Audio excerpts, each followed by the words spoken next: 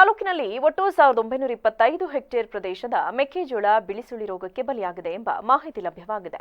ಸ್ಥಳೀಯ ಶಾಸಕ ಎಚ್.ಪಿ. ಸ್ವರೂಪ್ ಪ್ರಕಾಶ್ ಸೋಮವಾರ ಅಧಿಕಾರಿಗಳೊಂದಿಗೆ ಸಾಲ್ಗಾಮೆ ಹೋಬಳಿ ವ್ಯಾಪ್ತಿಯಲ್ಲಿ ಮುಸುಕಿನ ಜೋಳ ಹಾನಿಯಾಗಿರುವ ಕೃಷಿ ಪ್ರದೇಶಗಳಿಗೆ ಭೇಟಿ ನೀಡಿ ಪರಿಶೀಲನೆ ನಡೆಸಿದರು. ತಾಲೂಕಿನಲ್ಲಿ ಒಟ್ಟು 12,200 ಹೆಕ್ಟೇರ್ ಪ್ರದೇಶದಲ್ಲಿ ಮುಸುಕಿನ ಜೋಳ ಬಿತ್ತನೆಯಾಗಿದೆ. ಇದರಲ್ಲಿ ಸಾಲ್ಗಾಮೆ 425 ಹಾಗೂ ಕಸಬಾದಲ್ಲಿ 1,500 ಹೆಕ್ಟೇರ್ ಪ್ರದೇಶದ ಬೆಳೆ ರೋಗದಿಂದ ನಾಶವಾಗಿದೆ. ಬೆಳೆಹಾನಿ ಬಗ್ಗೆ ಸರ್ಕಾರದ ಗಮನಕ್ಕೆ ತಂದು ರೈತರಿಗೆ ಪರಿಹಾರ ಕೊಡಿಸಲು ಪ್ರಾಮಾಣಿಕ ಪ್ರಯತ್ನ ಮಾಡುವುದಾಗಿ ಶಾಸಕರು ಭರವಸೆ ನೀಡಿದರು. ಇದೇ ವೇಳೆ ಸುತ್ತಮುತ್ತಲ ಗ್ರಾಮಗಳ ರೈತರು ಜೋಳ ನಾಶವಾಗಿರುವ ಬಗ್ಗೆ ತಮ್ಮ ಅಳಲು ತೋಡಿಕೊಂಡರು.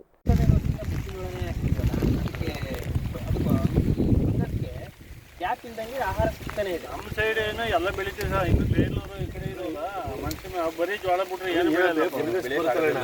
ಗಾಳಿಗೆ ಎಲ್ಲ ಸ್ಪ್ರೆಡ್ ಆಗುತ್ತೆ ಅಂತ ಲಾಸ್ಟ್ ಇಯರ್ ಈ ಕಂಪ್ಲೇಂಟ್ ಇರಲಿಲ್ಲ ಸರ್. ಲಾಸ್ಟ್ ಇಯರ್ ಇತ್ತು. ನಾವು ಓದಿದ್ವಲ್ಲ ತುಂಬ ಇತ್ತು ಸರ್. ಸೈಂಟಿಸ್ಟ್ 2-3 ದಿನದಲ್ಲಿ ರಿಪೋರ್ಟ್ ಕೊಡ್ತಾರೆ ಸರ್. ಎಲ್ಲರೂ ಯಾರು ಇಲ್ಲ. ಅದಾದ್ಮೇಲೆ ಒಂದು ಮೀಟಿಂಗ್ ಹಣ ಬಂದೇ ಇಲ್ಲ ನೋಡೋದು.